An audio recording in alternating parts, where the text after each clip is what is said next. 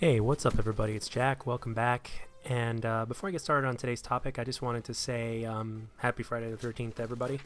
Um, I know it's going to be very late into the night by the time this video uploads. It might even, by the time it's done uploading, it might even be slightly later than that. But I just wanted to wish you guys a happy Friday the 13th. Some people take it as a good luck day because it's, some people take 13 as a good luck and some people take 13 as bad luck, so they don't celebrate it at all. And some people take it as let's celebrate by watching Friday the 13th movies. So originally today I planned to stream, but because I'm still adjusting to this game, overall I have kind of held off on it. So for those people that were interested in that, I apologize. And on top of that, I also had some important obligations. But with that being said, there's a topic in this commentary that I really want to talk about, and that is casual gaming turning into competitive? Is basically the whole competitive scene being kind of shoved in our faces, so to speak? Because I am starting to notice that a lot of games are just basically are being built from the ground up for competitive. And the thing is, like, take Halo for instance. That game, you can tell, was built for the ground up to be a competitive game. And no matter what kind of game type you play, it's pretty much competitive settings otherwise. Same thing is starting to happen with Call of Duty now. The good news with the Call of Duty part is the fact that they for Arena, which is the competitive playlist, they basically made a ban and protect system, so you can ban, like, players can ban certain things and protect certain things. Like, for instance, if there's something that you don't want the other team to use, you can vote to ban that. Or if you're on a team that really needs something that's an absolute necessity, and if it's your turn to pick, you can protect that to keep the next person from banning it. And then there's, as time goes on, you just start to see that there's being little difference between competitive and casual, which is a good thing, but at the same time, casual games used to really truly be casual, and the competitive players used to play the game that used to be built for pretty much everybody. And then they would just kind of play it differently when it came to competitive settings. Like, for instance, they play only certain maps, they'd only use the best weapons, they would have a specific set of rules that they would have set up for that. But the casual scene used to be so much different. It used to be more relaxed. It can be competitive, but the thing is, it wasn't really shoved down your face or down your throat, simply because of the fact that there was so much of a choice. And now it just seems like there's less of a choice, which brings me into basically skill-based matchmaking. And something tells me, even though it's probably to a lesser degree, people have been talking about there being skill-based matchmaking in Black Ops 3 in pubs.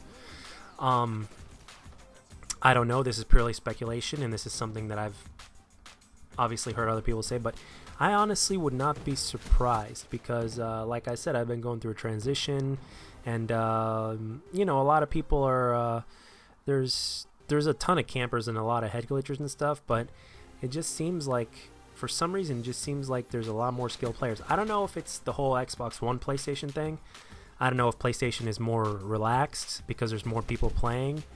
And I don't know if, like, the super hardcore players that just never wanted to switch to PlayStation for whatever reason are just on Xbox One. Because going back to the beta, there was compared to the PlayStation, there were a lot of sweaty tryhards on Xbox One in comparison.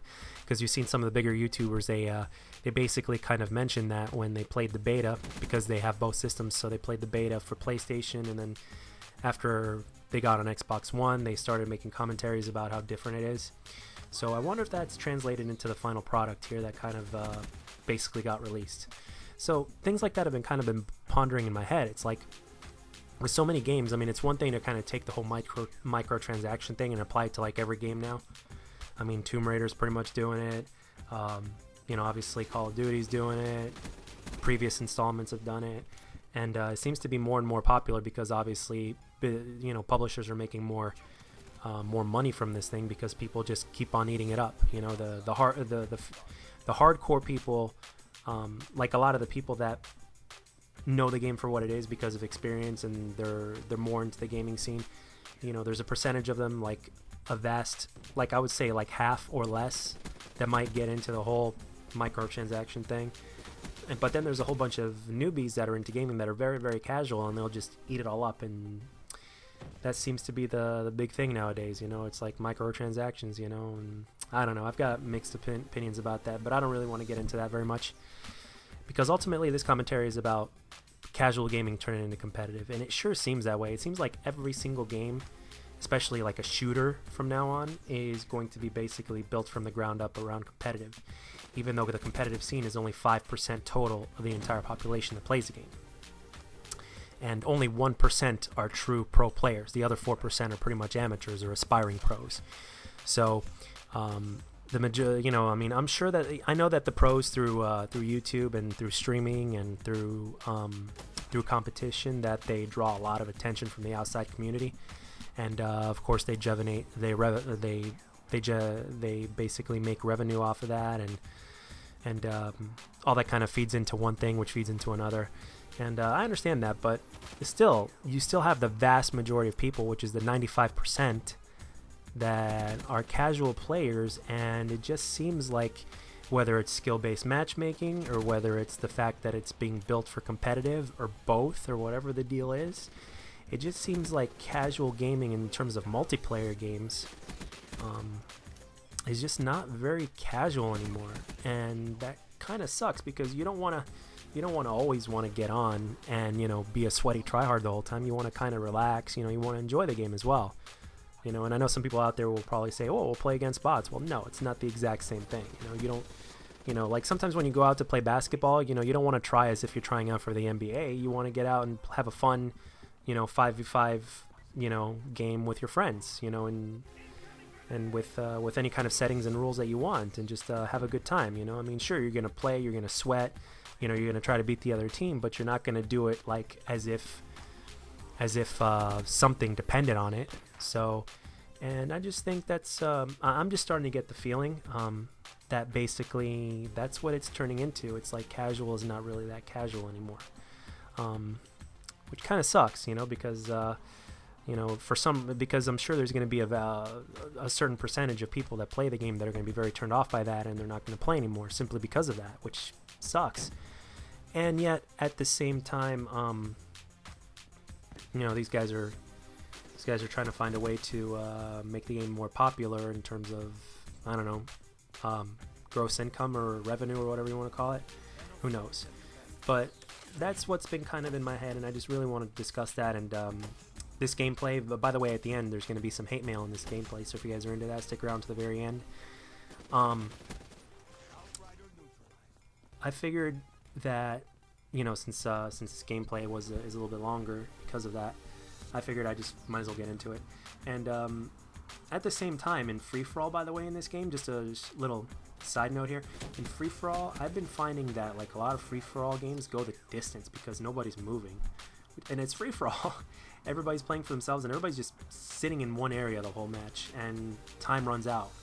It's pretty ridiculous. I have a separate gameplay for that, which will really get you to see what I'm talking about. But this commentary in particular, in this video in particular, I just wanted to talk about the whole competitive scene, about the whole casual scene not being so casual anymore, and how competitive might be shoved down our throats in one way sense.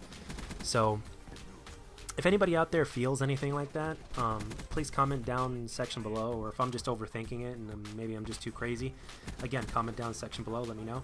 And for those of you guys that have the PlayStation version of this game, let me know how is the connection, how's the hit detection. One more thing about my NAT type. I made a video that became very popular, and thank you guys, by the way. I made a video of how I changed my NAT type from moderate to open, and it worked. But about 2 or 3 days later, my NAT type automatically switched back to moderate, and I don't know what the heck happened. Nothing changed. I talked to my friend who works into computers, and he basically said that sometimes when there's a lot of internet traffic, your speed will slow down. I don't know too much about that, but I don't know. Maybe you guys can fill me in on that in the comment section as well. So as of lately, for the past few days, I've been playing again on a moderate NAT type connection, which sucks because the difference is definitely noticeable. But for those of you guys that have been playing on PlayStation, let me know how's the experience like for you. Is it smooth, because for the most part I hear nothing but positive things, but at the same time the majority of the people that post about this game are not posting it on Xbox One, they're posting it on PlayStation 4. So I just want to know from you guys, if you'd be so kind to leave in the comments section down below, is what's it like? And if you have both systems, and if you played on both systems, again, that'd be great if you guys drop me a line and let me know. So that's pretty much all I wanted to discuss about this commentary, guys. About when I stream again, you guys can follow my Twitter, because usually when I stream, I'll go on Twitter and I'll post it up. But as I'm making adjustments, I'll slowly be streaming a lot more. But anyway, that's pretty much it for this video. I hope you guys enjoyed it, and if you liked it, let me know, and if you didn't, please let me know what I can do to make my videos better. I'll catch you guys later. Bye.